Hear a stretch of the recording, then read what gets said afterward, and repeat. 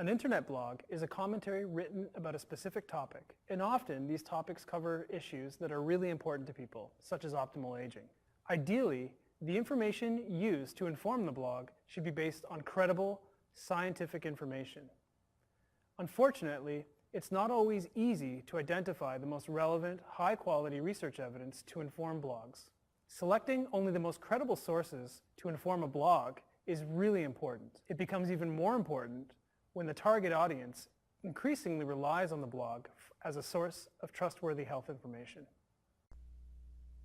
Welcome to Module number 5 in the Finding and Using Research Evidence, a Guide for Citizens course. In this module, we'll focus on blog posts. Citizens are often frustrated by the fact that research evidence only answers partially the questions that they have.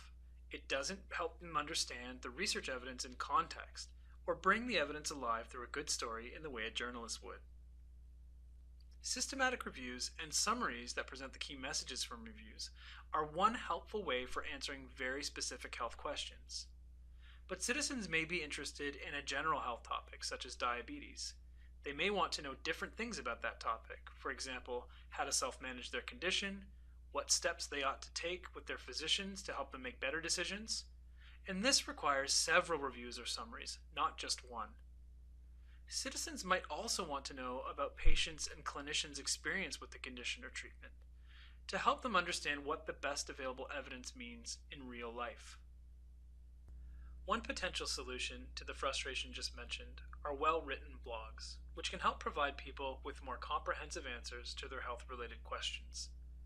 Blogs are one way to pull together a number of reviews, summaries, and other types of research evidence alongside the real-world experiences of patients and clinicians, which provide citizens with the types of well-rounded answers that they are seeking.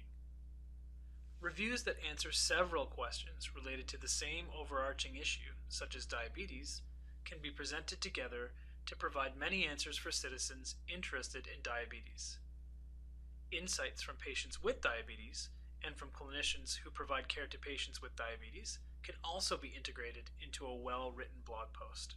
As mentioned at other times in this course, providing research evidence and health information is one input, but other inputs, such as indigenous ways of knowing, cultural factors that may influence how healthcare decisions are made, and other types of personal preferences are extremely important to put alongside the best available research evidence. A blog post is an optimal format to do this because it provides people with an opportunity to merge the insights from research evidence, summaries, with other information that are important to people, such as indigenous ways of knowing. The McMaster Optimal Aging Portal provides an illustration of an approach to developing well-rounded, comprehensive blog posts that integrate insights both from the best available research evidence, as well as the experiences of patients, citizens, and clinicians. Blog posts have titles that help people determine the post's relevance to them. The bottom line presents a summary of key messages so that citizens can walk away with answers to their questions.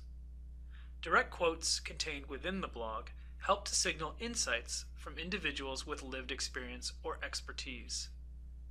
References at the end of the blog help to signal for people reading it that it integrates a number of sources to provide comprehensive answers to the types of questions that citizens and patients may have.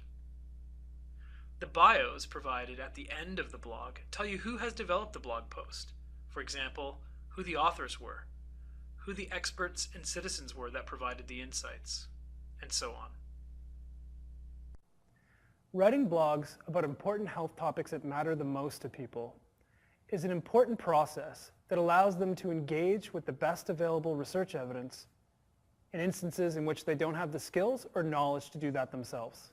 An easy-to-understand blog based on the best available research evidence is one way to support people to find and use research evidence about the topics that matter the most to them. When writing blogs based on the best available scientific evidence, unfortunately, sometimes the language can get technical and academic.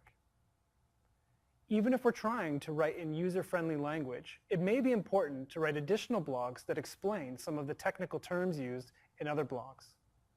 By doing this, we empower people to better understand science and to better understand what the best available research evidence says about the topics that are important to them.